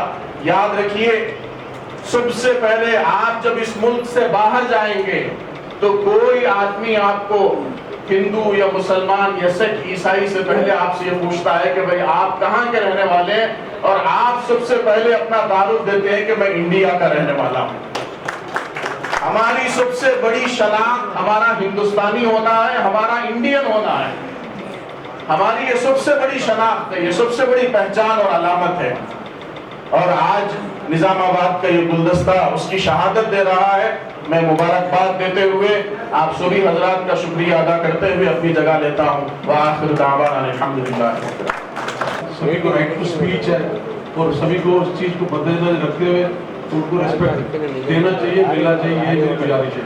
धन्यवाद सभी का, बहुत अच्छा लगा। చేసేటటువంటి విధానం తప్ప మరొకటి కాదనేటటువంటి దాన్ని స్పష్టం చేస్తుంది। మొదటగా ఈ ప్రభుత్వం మనమంతా చూసాం, బిల్కుస్ బాను అనేటటువంటి మహిళను పూర్తిగా చంపడానికి ప్రయత్నం చేసినప్పుడు ఆమె కోర్టు మెట్టెక్కి శిక్ష పడ్డటువంటి 16 మందిని గుజరాత్ ప్రభుత్వం వాళ్ళకు క్షమాభిక్ష పెట్టిందంటే ఈ ప్రభుత్వం ఎవరి కోసం పనిచేస్తుందో చాలా స్పష్టంగా మనకు అర్థమవుతుంది। ఇది కేవలం హిందుత్వానికి అంటే హిందువుల కోసం మాత్రమే అధికారంలో ఉన్నటువంటి పార్టీ వ్యవహారాన్ని కొనసాగిస్తుంది. ఎలా తన కుర్చీని కాపాడుకోవాలనేటటువంటి తప్ప మరొకటి కాదు. ఇవాళ జమ్మూ కాశ్మీర్ని మానవ హోమం కొనసాగిస్తూ 370ని రద్దు చేసినటువంటి ఘటన కానీ అంతకు ముందు జరిగినటువంటి ఘటన మనం చూసేటట్లయితే జమ్మూ కాశ్మీర్ లో దాదాపు 15,000 మంది మహిళలు విధవలయ్యారంటే ఎవరైతే ఆ ప్రభుత్వ విధానాలను వ్యతిరేకించారో వాళ్ళందరినీ కూడా తీవ్రవాదులనే పేరుతో టెర్రరిస్టులనే పేరుతో కాల్చి చంపినటువంటి వాళ్ళే మహిళలు విధవలుగా ఉన్నారు ఇవాళ. అంతేకాదు ఇవాళ రాజ్యాంగం ప్రసాదించినటువంటి లౌకిక విధానం ఏదైతే ఉందో, లౌకిక రాజ్యాంగం ఏదైతే రాజ్యాంగం ప్రకటించి ఉందో, లౌకికాన్ని వేరు చేస్తున్నటువంటి వైఖరి వాళ్ళ ప్రభుత్వం తీసుకుంది. ఎక్కడున్నా సరే కేవలం కులాల మధ్య మతాల మధ్య విభేదాలను సృష్టించి ఎన్నికల్లో లబ్ధి పొందడానికి మాత్రమే అధికారంలో ఉన్నటువంటి పార్టీ ప్రయత్నం చేస్తుంది తప్ప మరొకటి కాదనేటటువంటి దాన్ని మేము స్పష్టం చేస్తున్నాం. ఇది హిందువులు కానీ ముస్లింలు కానీ సిక్కులు కానీ సాయి కానీ ఇవాళ ప్రభుత్వం నక్సలైట్లని కర్రేగుట్టల్లో కాల్చి చంపుతున్నటువంటి మానవ హోమాన్ని మనం చూస్తున్నాం. మనమంతా దాన్ని వ్యతిరేకించకపోవడం అంటే ఇవాళ వక్ఫ్ బోర్డుని అమెండ్మెంట్ చేశారు. రేపు సాయిలను మాత్ర స్థలాల నుంచి వేరు చేయడానికి, ఆ స్థలాలను కూడా కబ్జా చేసుకోవడానికి మాత్రమే ప్రయత్నం చేస్తుందనేటటువంటిది చాలా స్పష్టంగా మనకు కనిపిస్తుంది. కనుక మనం ప్రతిదాన్ని ప్రభుత్వం ప్రజా వ్యతిరేక విధానాలను వ్యతిరేకించాల్సినటువంటి అవసరం ఉంది. అలా ప్రజలందరినీ కలుపుకొని పోరాటాలను కొనసాగిస్తే తప్ప ఈ జనంగా ఉండాలి. జనంగా ఉండాలంటే జనం పాఠశాల స్థాయి కళాశాల స్థాయిలో మనం వెళ్ళాలి. రేపు మనం తీసుకునే కార్యక్రమంలో భాగంగా ఒక వారం రోజులు పాఠశాలకి కళాశాలకి రాజ్యాంగ అవగాహన కార్యక్రమంలో నిజంగా భాగంగా తీసుకోవాలి అనేది నా ప్రతిపాదన సజెషన్. కార్మికుడు వాడు వస్తాడు, వాడే అయిపోతుంది. అరే 8 గంటలు ఒక 100 సంవత్సరాలు పోరాటం చేసిన తర్వాత 8 గంటలు 12 గంటలు చేస్తే అందరూ ఆమోదిస్తున్నారు. కరెక్ట్గా అక్కడ వాళ్ళు మేము చర్చలు జరుపుతాం, ఒక 50 సంవత్సరాల నుంచి తుపాకులు భుజం మీద వేసుకొని లేదు మేము ప్రభుత్వంతో చర్చలు జరుపుతాము, జరిపితే మేము తుపాకులు కూడా దాన్ని పక్కకు పెట్టడానికి సిద్ధంగా ఉన్నామంటే లేదు మేము చంపేస్తాం, మేము ఎవరినైనా చంపేస్తాం, మాకు సైన్యం ఉంది. అదే భారత సైన్యము భారత ప్రజల మీద యుద్ధం చేస్తానుక, కార్మికుల అంటే కాశ్మీర్ ప్రజల మీద యుద్ధం చేస్తానుక నీ దేశ ప్రజల మీద యుద్ధం చేయడం ఏంటిది? అందుకని అన్ని విషయాలలో మనం ఆలోచించాలి. నిన్న జరిగిన ఆపరేషన్ సింధూర్ నిజంగానే అది ఒకవేళ తీవ్రవాదం అయితే, తీవ్రవాదులు ఉగ్రవాదులు ఎవరైనా చంపితే దాని అంతా దేశం ముస్లిం హిందూ అందరు కలిసి భారత ప్రజలు అందరం వ్యతిరేకించాం. కానీ దాని మీద ఏం జరిగింది? అక్కడ సెక్యూరిటీ ఉంటుంది, 3 అంచెల సెక్యూరిటీని వచ్చేసి వాడు ఒక వెధవ వచ్చేసి ఇక్కడ చంపి వాడు ఎట్లా తప్పుకొని పోయిండు. భారత సైన్యానికి అంత అంత బలం లేకుండా పోయిందా? దీని మీద కూడా కొద్దిగా పునరాలోచించవలసిన అవసరం ఉంది. ఇవన్నిటి మీద కూడా న్యాయ విచారణ జరపాలి. ఇవన్నీ హక్కులను కాపాడుకొని మనం అందరం కలిసి अगर डेमोक्रेसी है तो जस्टिस शुड बी डिलीवर्ड. जो भी जहाँ पे भी है उसको अगर इनजस्टिस कहीं पे भी लगता है वो जस्टिस डिलीवर्ड होना चाहिए, चाहे कैसे भी हो. We all are together, we are there. Thank you. तो మిలిటరీ ఆధీనంలో ఉంటే 12 లక్షల ఎకరాలు రైల్వే ఆధీనంలో ఉంటే 9 లక్షల ఎకరాలు వక్ఫ్ బోర్డు ఆధీనంలో ఉన్నాయని ఒక దురాలోచనతో దీన్ని అమెండ్మెంట్ తీసుకొచ్చారన్న ఫ్యాక్ట్ అందరూ గుర్తుపెట్టు. 9 లక్షల ఎకరాలు వక్ఫ్ బోర్డు ఆధీనంలో ఉన్నాయి. వక్ఫ్ బోర్డుకి ఎక్కడి నుండి వచ్చినాయి అనేది మూల సూత్రాలు ఒకసారి మనం ఆలోచన చేయాలి. వక్ఫ్ బోర్డుకి వచ్చిన ప్రాపర్టీస్ అన్ని అందులో హిందువులో కూడా భాగాలు ఉన్నాయనేది అంతా గుర్తించాలి. ముస్లిం ఫ్యామిలీస్ ఇచ్చిన ఇనాంలే కావు. ఈరోజు మీరు ఉమ్మడి ఆంధ్రప్రదేశ్లో అప్పుడు వక్ఫ్ బోర్డు సర్వే సెకండ్ సర్వే జరిగినప్పుడు నేను అందులో భాగస్వామి కాబట్టి నాకు తెలిసిన 2 విషయాలు మీకు చెప్పే ప్రయత్నం చేస్తాను. ఈరోజు మనము కొన్ని గ్రామాలు తిరిగినప్పుడు దర్గా ఉంటుంది, ఈద్గా ఉంటుంది, ఆషూర్ ఖాన్ ఉంటుంది, చిల్లా ఉంటుంది, మసీద్ ఉంటుంది, దర్గాలు ఉంటాయి. ఇవన్నీ కూడా ముస్లిం వాళ్ళు ఇచ్చిన విరాళాలు కాదు, హిందువులు కూడా ఇచ్చిన విరాళాలు ఉన్నాయని కూడా గుర్తుంచుకోవాలి. ఆ రోజు హిందువులు ఎందుకు ఇచ్చారు అంటే కట్టర్ హిందువులైనా సింపథైజర్స్ ఉన్నారు. ఇవాళ దర్గాలు పోయేవన్నీ చాలా మంది హిందువులు ఉన్నారు. అంటే ఈ రోజు తీసుకొచ్చిన అమెండ్మెంట్ ఏం చెప్తుందంటే మీరు 5 సంవత్సరాలు ముస్లిం స్వీకరించి ఉంటేనే విరాళాలు ఇవ్వాలంటే మేము ఇచ్చిన వాళ్ళు ఉన్నాం, ఇంకా ఇయ్యబోయే వాళ్ళు ఉన్నాం, మా పరిస్థితి ఏంటి అని ఒక యాజ్ ఎ హిందూగా ఈ రోజు నేను అమెండ్మెంట్ ని క్వశ్చన్ చేయాలనుకుంటున్నా. దీని గురించి ప్రస్తావన జరగాలి. ఈ రోజు ముస్లిం సోదరులు ఒక్కలే వక్ఫ్ బోర్డ్ అమెండ్మెంట్ గురించి ధర్నా చేయకూడదు, అందులో హిందువులు కూడా భాగస్వామి కావాలి. ఈ రోజు మనం దర్గా పోవద్దంటే అంటే ఓన్లీ ముస్లింలే పోవన్నా, ఇది చాలా తప్పు. దీని మీద చర్చ జరగాలి. ఈ రోజు అమెండ్మెంట్ లో ఉన్నటువంటి సెక్షన్ 54 ఏమన్నది, సెక్షన్ 83 ఏమన్నది, దాని మీద చర్చ జరగాలి. వాళ్ళు ఏమంటారంటే ఈ రోజు వక్ఫ్ బోర్డ్ కమిటీలో నాన్ ముస్లిం ఉండొచ్చు అనేది ప్రతిపాదన ఉందో, రేపు పొద్దున నేను ఒకటే క్వశ్చన్ అడుగుతున్నా. నేను ఈ మధ్య కాలంలో చూసింది ఒక ఎండోమెంట్ కి ఒక క్రిస్టియన్ అమ్మాయిని ట్రాన్స్ఫర్ అయ్యి 370లో వచ్చింది. ఆమె మీద ఇమీడియట్ గా దాన్ని చేంజ్ చేసింది. నేనన్నా ఎందుకు చేంజ్ చేశారంటే క్రిస్టియన్ అమ్మాయి ఎట్లా ఎండోమెంట్ లో ఉంటారు అంటే అది రూల్ అయినప్పుడు మరి ఇందులో వక్ఫ్ బోర్డులో హిందూ నాన్ ముస్లిం ఎట్లా మెంబర్ ఉంటారు అనేది కూడా క్వశ్చన్ చేయాల్సిన అవసరం ఉంది. దీని మీద చర్చ జరిగింది. ఇట్లా చెప్పుకుంటూ పోతే చాలా ఉన్నాయి కాబట్టి ఉసిరిగా తెచ్చిన 2 minutes ఉంది. నేను వాస్తవంగా మాట్లాడదాం అనుకున్నా కానీ ఇట్లాంటి చాలా అమెండ్మెంట్లు ఇలా ముస్లిం సంబంధించినటువంటి ప్రాపర్టీస్ మీద జరుగుతున్నటువంటి దాడి, ఎవరైతే సింపథైజర్స్ ఉన్నారో హిందువుల మీద కూడా జరుగుతున్న దాడి ఈ రోజు వక్ఫ్ బోర్డు మీద జరిగింది, రేపు క్రిస్టియన్ మీద జరుగుతుంది, బుద్ధిజం మీద జరుగుతుంది. ఓవరాల్ గా ఏదైతే ఇవాళ బీజేపీ అనుకుంటున్నటువంటి వాళ్ళ కాన్సెప్ట్ ఏదో అది భారతదేశం మీద రుద్ది మనందరినీ విచ్ఛిన్నం చేసే ప్రయత్నిస్తున్నారు. కాబట్టి భారతదేశంలో ఒక విచ్ఛిన్నం కావద్దంటే భారత రాజ్యాంగాన్ని కాపాడాల్సిన బాధ్యత ప్రతి పౌరుడిగా ఉంది. దానికి అందరం కూడా కంకణబద్ధులు కావాలి. బాబాసాహెబ్ ఏమని చెప్పిండు, బాబాసాహెబ్ చెప్పిన కాన్సెప్ట్ అందరూ మర్చిపోయారు. ఇలా ప్రపంచంలో ఉన్న అందరూ కూడా ఒక ఉన్నత అందరూ కూడా ఒక మేధావిగా అనే ఒక ఆశయాన్ని ఇలా మనం పాటిస్తుంటే ఇలా భారతదేశము భారత రాజ్యాంగాన్ని పక్కన పెట్టి దేన్ని ఫాలో అవుతారు, ఏ రాజ్యాంగాన్ని వాళ్ళు ఇంప్లిమెంట్ చేస్తారనే దాని మీద చర్చ జరగాలి. అప్పుడు అందరూ కూడా వస్తారు. ఇలా చాలా మంది ఇక్కడ హిందువులు ఉన్నారు, ముస్లింలు లేరు. ఎందుకు వచ్చారు? వక్ఫ్ బోర్డు మీద చర్చ జరుగుతుంది, ఏం జరుగుతుందని ఇందామని వచ్చింది. కానీ ఈ రోజు నిజంగా ఈ రోజు చాలా ధన్యవాదాలు వస్తుంది గారికి. పొద్దున్నే చెప్పిండు, ఇంకొంత ముందు చెప్పుంటే దీని గురించి ఎజెండా కూడా తయారు చేసుకొని మాట్లాడేవాళ్ళు. కాబట్టి థ్యాంక్ యూ. ఉపయోగించడానికి వచ్చిన పెద్దలందరికీ, ప్రజా సంఘాల నాయకులకు ఉద్యమాలను తెలియజేస్తారు. నా పేరు V Prabhakar, CPIML mass line Nizamabad rural Kamareddy సంయుక్త జిల్లా కమిటీ కార్యదర్శిని. ముఖ్యంగా ఈరోజు సలహాలు ఇవ్వమని చెప్పేసి సూచన చేశారు. అది చాలా మంచిది. చాలా మంది మేధావులు తెలంగాణ వాళ్ళు ఎవరు లేరు, మాట్లాడాల్సిందే. కానీ బీజేపీ 2014 తర్వాత ఈ దేశంలో ఉన్న సంపదలను, రాజ్యాంగాన్ని మొత్తం కార్పొరేట్ శక్తుల ముందు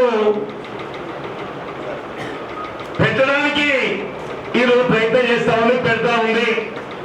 ముఖ్యంగా ఇవాళ ముస్లిం మిత్రుల భూములకు వక్ఫ్ బోర్డుకు సంబంధించిన సవరణలే అని మనం ఊరుకుంటే, రెండవది క్రిస్టియన్ సంస్థలకు సంబంధించిన లక్షలాది ఎకరాల భూముల పైన తన కన్ను పడిందని చెప్పేసి, ఆ తర్వాత క్రిస్టియన్ సంస్థలే దాని భాగం అని చెప్పేసి మనం గుర్తించాలి.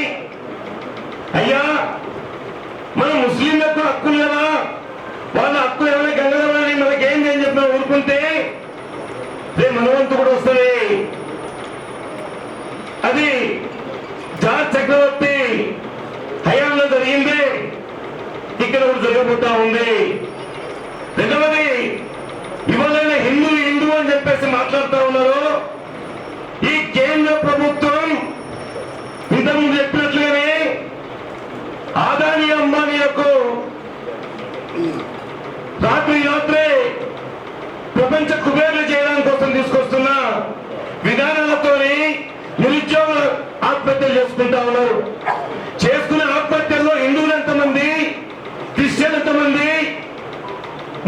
ఎంతమంది అంటే హిందువులే ఎక్కువ. రైతులు ఈ రోజు తను పండించిన పంట గిట్టుబాటు లేక హిందూ అనే వాడికి ఇది కనిపించట్లేదా? హిందువులే ఆత్మహత్య చేసుకుంటా ఉన్నారు ఈ విధానం మూలంగా అని ప్రతి ఒక్కరూ కూడా ఆలోచించాల్సిన అవసరం ఉందని చెప్పేసి నేను గుర్తు చేస్తా ఉన్నాను. అందుకని ఈ రోజులో వక్ఫ్ బోర్డుకు సంబంధించిన సవరణల్ని పూర్తిగా వ్యతిరేకించడానికి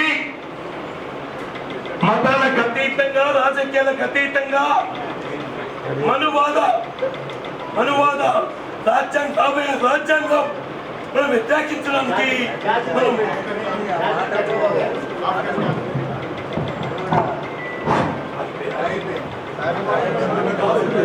అందుకని నేను విజ్ఞప్తి చేస్తా ఉన్నా, ఈరోజు మతాలకు అతీతంగా, రాజకీయాలకు అతీతంగా మన రాజ్యాంగానికి ప్రమాదంలో పడబోతా ఉంది. మనువాద రాజ్యాంగాన్ని తీసుకురావాలని ప్రయత్నం చేస్తా ఉన్నాను. దీనికి వ్యతిరేకంగా ఐక్య ఉద్యమే సర్వరోగ నివారణ అని చెప్పేసి మీకు గుర్తు చేస్తా ఉన్నాను. ఈ వెలుగులో, ఈ నేపథ్యంలో సిపిఎం మాస్టర్ ముందు వస్తూ ఉంటుంది. అదే సమయంలో ప్రజల ఉద్యమాలను ఎంచివేయడానికి ఈ రోజు బూత్గా పెనుకౌంటర్లో అగ్ర నాయకులు ముందుగానే అరెస్ట్ చేసి ఆగిల్లో ఉంచుకొని సమాచారాన్ని రాబట్టుకుని భారతీయుల పైన భారతదేశంలోనే ఈరోజు యుద్ధం ప్రకటిస్తా ఉంది. ఆ యుద్ధాన్ని కూడా ఆపమని మనం విజ్ఞప్తి చేయాల్సిన అవసరం ఉందని చెప్పేసి ఈ హామీ నేను విజ్ఞప్తి చేస్తా ఉన్నాను. ఏది ఏమైనా ఐక్య ఉద్యమే దీని పరిష్కారం అంటామని చెప్పేసి చెప్తూ ఈ అవకాశం వచ్చిన మీ అందరూ కూడా ఒకసారి బుద్ధగయలో బ్రాహ్మణులు వచ్చి ప్రార్థనలు చేశారు. ఈ విషయం చాలా మందికి తెలుసు, కానీ సపోర్ట్ చేయడం ఎవరు లేరు. సపోర్ట్ చేయడంలో చాలా మంది వెనుకడుగు చేశారు. ఇప్పుడు మన ముస్లిం సోదరులు ఈ వక్ఫ్ బోర్డు గురించి సెమినార్ పెట్టడం ద్వారా మన అడ్వకేట్ వచ్చారు మన హైదరాబాద్ నుండి, హైకోర్టు నుండి. నేను వారికి ఏం తెలియజేస్తున్నా అంటే, ఈ బుద్ధిస్టు సొసైటీ నుండి బుద్ధగయలో ఉన్నటువంటి బ్రాహ్మణులను తొందరనే వాళ్ళని అక్కడ నుండి పంపించాలని, ప్రజాస్వామ్యాన్ని కాపాడాలని, ఈ లౌకికత్వాన్ని కాపాడాలని, సెక్యులరిజం భారతదేశం అంటేనే సెక్యులరిజం. భారతదేశం రాజ్యాంగంలో ప్రతి ఒక్క హక్కులు ఇచ్చింది. అలాగే అసలు రాజ్యాంగమే ఒక సెక్యులరిజం అనే ఒక యాక్ట్ కాకుండా రాజ్యాంగం ఒక మొత్తం కలిపే సెక్యులరిజం. కాబట్టి వీళ్ళు ఖచ్చితంగా అందరూ ఫస్ట్ రాజ్యాంగాన్ని చదవండి.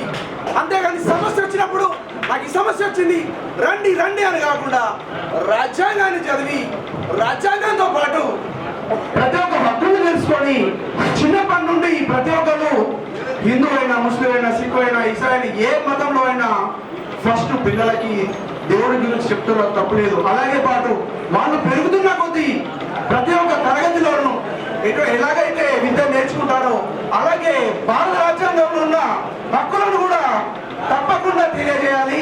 ఇప్పుడు మీ ఇళ్లలో ఖురాన్, బైబిల్, అలాగే భగవద్గీత, రామాయణం ఉన్నప్పటికీ ప్రతి ఇళ్లలో రాజ్యాంగం తప్పకుండా ఉండాలి. రాజ్యాంగాన్ని చదవాలి, రాజ్యాంగాన్ని అందరికీ తెలియజేయాలని ఈ యొక్క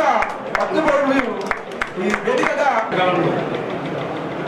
ప్రజలకు వ్యతిరేకంగా, కార్మికులకు వ్యతిరేకంగా దాంట్లో భాగంగా ఇలా వక్ఫ్ బోర్డు సంబంధించినటువంటి చట్టం రావడం జరిగింది.